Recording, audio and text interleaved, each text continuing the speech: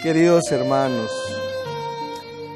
nuevamente nos encontramos en la presencia del Señor, en el lugar, en el espacio que Él más valora, que Él más aprecia.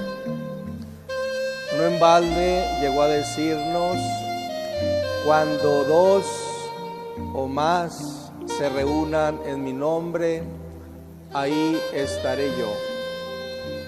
Y la Eucaristía es ese lugar de reunión. Y no se reduce a una reunión física, sino sobre todo es una reunión espiritual.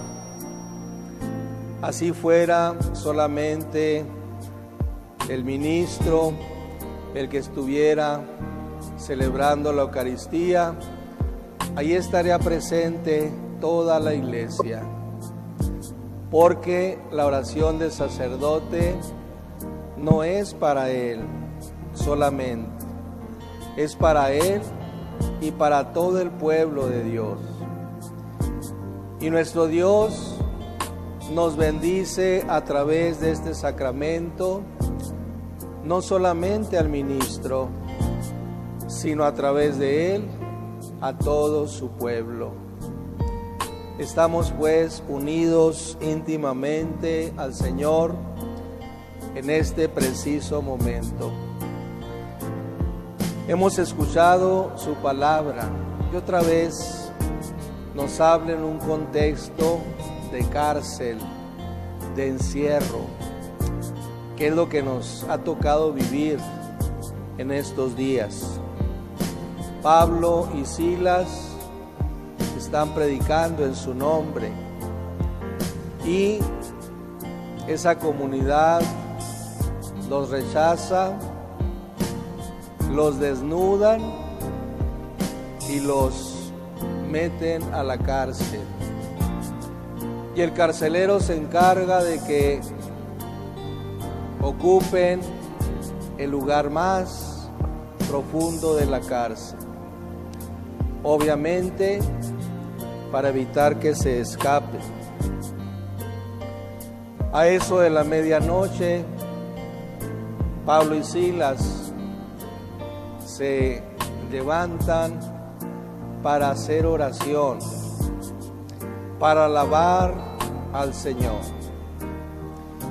Y en ese momento el Señor responde a ese gesto de amor, de fe, de esperanza, sobre todo de confianza en Él. Irrumpe algo como un trueno, se le rompen las cadenas a todos los presos, se abren las puertas de la cárcel, produciéndose ese milagro extraordinario. Bueno, todos los milagros son extraordinarios. El carcelero se asusta porque piensa que los presos se han fugado y por eso quiere quitarse la vida. Pero Pablo le grita desde adentro: no lo hagas, estamos aquí todos.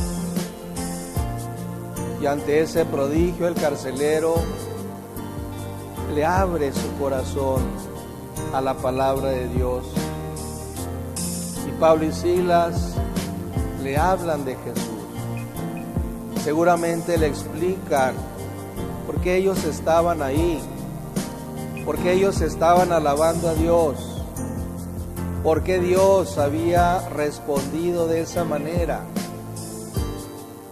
Y seguramente el Espíritu Santo tocó la mente y el corazón de aquel hombre y junto con su familia, pues seguramente vivían ahí, o no sé si los mandó llamar, todos se bautizan. Y saliendo de la cárcel, se llevan a los apóstoles, a los discípulos del Señor, y hacen fiesta, porque la salvación de Dios llegó a su casa. Hermanos, todo esto pasó en la prisión, que es de los lugares más tristes, más vacíos, pudiéramos pensarlo así. Pero cuando esté el Señor, nada puede estar vacío, nada puede estar triste y nada puede aprisionar al Espíritu, porque el Espíritu es libre y del Señor Él sopla donde quiere. Como el viento, nadie sabe de dónde viene ni a dónde va. ¿Qué podemos aprender de este portentoso milagro? Pues yo quiero compartirles algunas ideas que me deja esta palabra. Primeramente me invita a buscar ser como Pablo y Silas, ser discípulos del Señor, tener esa calidad cristiana de poderme levantar a las 12 de la noche para alabarlo y bendecirlo, tener esa calidad cristiana de aun estar en la peor condición de vida, no perder la confianza en Dios y esperar que en cualquier momento el Señor hará su obra. Tener la calidad de esos apóstoles que estaban llenos del Espíritu Santo. Solamente así, hermanos, me dice y nos dice el Señor, podremos ver estos prodigios, porque Él dice que Él se muestra al corazón humilde, es decir, al que se humilla en su presencia. El corazón soberbio, lleno de sí mismo, nunca verá la obra de Dios. No porque Dios no quiera mostrársele, sino porque su misma soberbia, su mismo estar satisfecho de sí mismo, no le permite ver que hay algo más detrás de las solas apariencias.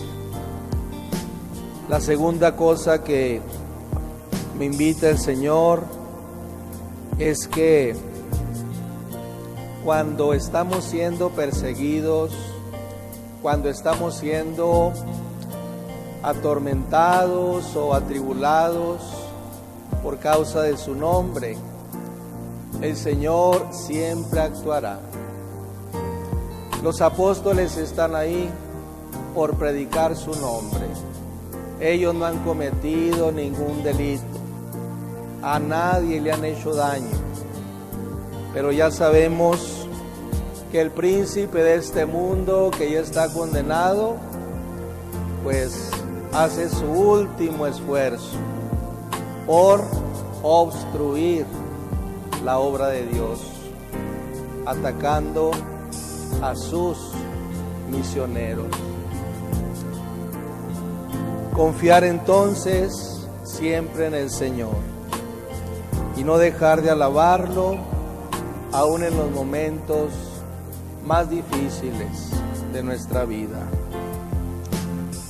Pensar que el mal que nos sobreviene puede ser también para el bien de otros.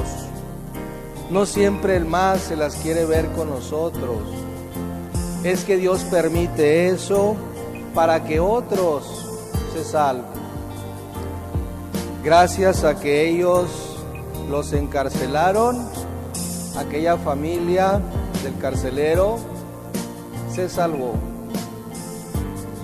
ese carcelero seguramente dirá: bendita la hora en que estos hombres fueron encarcelados. Para Pablo y Silas pudo haber sido una desgracia, pero no para el carcelero.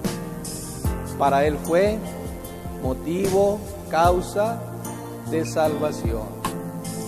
Esto también me hace pensar en esas malas compañías que luego nos dice tal vez la prudencia humana: no te acerques a ellos porque son malos, porque te van a lastimar o tú te harás como ellos. Y esta palabra nos dice lo contrario: acércate a los que son malos para que tú des testimonio del amor y la bondad de Dios y ellos tengan en ti una buena compañía. Tú sé buena compañía para los que son mala compañía, porque tal vez ellos son así porque no tienen a Dios en su corazón. Si tú lo tienes, ellos lo necesitan, dáselos. Por eso el Señor, al enviarnos a la misión, nos envía no a los sanos, sino a los enfermos, no a los que están ya evangelizados, sino a los que no conocen al Señor. Nos envía a los pobres, que no se reduce a los que no tienen que comer, también a ellos. Pero hay más pobres, hay una pobreza que es peor que no tener que comer. Y es la pobreza de humanidad, la pobreza de vida interior, la pobreza de un horizonte que le dé sentido a la propia vida. Ellos son pobres hombres, pobres mujeres, que por no conocer al Señor no viven felices. Esto que hizo el Señor es imposible para los hombres. Nadie puede hacer lo que hace el Señor. Y esa es otra clave para nosotros. Si tú y yo le pedimos un milagro, entonces espera un milagro. Algo que era impensable que sucediera, que así son los milagros. Alguien dirá: mira todo lo que hizo Dios, sorprendido. Y yo le diría: ¿y de qué te asombras? ¿Que no es eso lo que le pedías? ¿Que no es eso lo que tú esperabas? Quizá me dirá: sí, pero no pensé que fuera a hacerlo. Pues ahí está. ¿Qué le pedirían Pablo y Silas?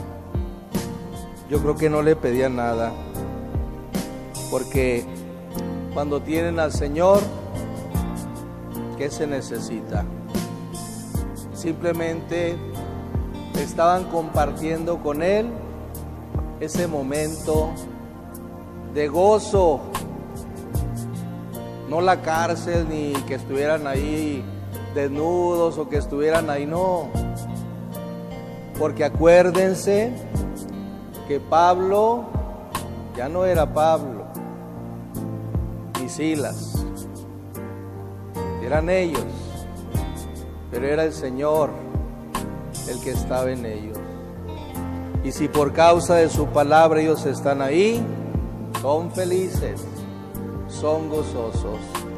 Pero el Señor realiza aquello porque los necesitaba afuera. Todavía hay que predicar, todavía hay que anunciar la palabra, hay mucho por hacer. Y el Señor les va quitando todos los obstáculos que puedan encontrarse en su camino. Vendrá un día donde Pablo tendrá que poner su cabeza para que le sea cortada, pero todavía no llega ese momento. Finalmente, hermanos, reconozcamos pues cómo el Señor lo hace todo perfecto. Y no solamente piensa en Pablo y en Silas, piensa en el carcelero, piensa en su familia, piensa en los que están ahí, piensa en ti y en mí, y en todos los cristianos que a lo largo de la historia habrían de conocer este milagro portentoso, y que tenemos que aplicarlo a nuestra vida de todos los días. Si no, ¿para qué se escribió aquellos acontecimientos? Si no es para darnos una lección de vida, una motivación, un testimonio. Termino, hermanos, comentando en el Evangelio esa palabra que usa Jesús cuando les anuncia a sus discípulos que los va a tener que dejar para irse al Padre. Les conviene que yo me vaya. Esa palabra es conveniencia. Hay cosas que nos gustan, pero no todas nos convienen. Y yo me trabé el trabajo de buscar en el diccionario lo que significa esta palabra. Y dice que es cosa que resulta adecuada o útil para algo o para alguien. ¿A quién le resultaba conveniente que Jesús fuera al Padre? Primeramente, le convenían los planes de Dios. Luego, le conviene a los discípulos de Jesús para ser llenos de ese don del Espíritu.